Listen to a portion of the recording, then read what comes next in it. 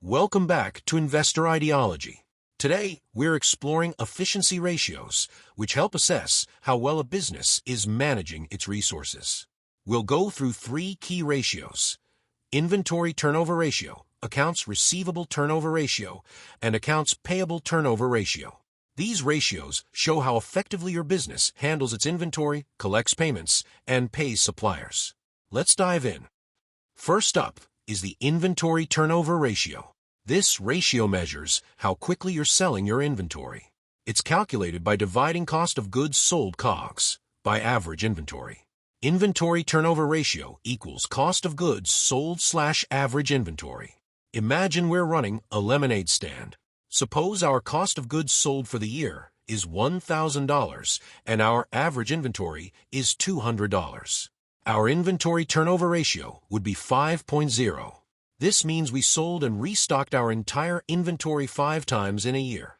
Generally, a higher inventory turnover ratio is a good sign, as it indicates that products are selling quickly, which keeps inventory costs down. However, a very high ratio may suggest that you're running low on stock frequently, potentially leading to missed sales. A turnover ratio between 6 and 12 is typically considered good, depending on the industry. Next, let's look at the accounts receivable turnover ratio. This ratio tells you how efficiently your business collects payments from customers. It's calculated by dividing net credit sales by average accounts receivable. Accounts receivable turnover ratio equals net credit sales / average accounts receivable. For our lemonade stand, let's say we made $800 in credit sales over the year, and our average accounts receivable was $200. Our accounts receivable turnover ratio would be 4.0, meaning we collected our average receivables 4 times during the year. A higher accounts receivable turnover ratio is generally favorable, as it suggests that you're collecting payments efficiently, which helps maintain strong cash flow. An ideal ratio typically falls between 7 and 10, although this varies by industry. Finally, we have the accounts payable turnover ratio, which measures how quickly your business pays its suppliers. It's calculated by dividing cost of goods sold by average accounts payable. Accounts payable turnover ratio equals cost of goods sold / average accounts payable. Back to our lemonade stand. Suppose our COGS is $600 and our average accounts payable is $150.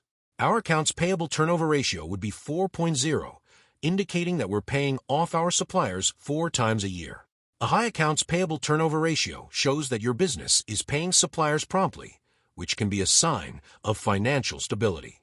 However, if the ratio is too high, it might mean you're not taking full advantage of credit terms, which could impact cash flow. A ratio between 4 and 8 is often considered good, but this too depends on your industry. So, how do you interpret these ratios? A high inventory turnover ratio generally indicates efficient inventory management, but be cautious of stockouts. A high accounts receivable turnover ratio reflects efficient cash collection, which is essential for steady cash flow. And a high accounts payable turnover ratio suggests timely payments, but make sure you're not overpaying too soon, as this could affect your liquidity. Efficiency ratios like these give you valuable insights into how well your business is managing its resources and cash. By understanding and monitoring these metrics, you can optimize operations and make better business decisions. That wraps up today's breakdown of efficiency ratios. Until next time, keep your lemonade stand efficient and ready for growth.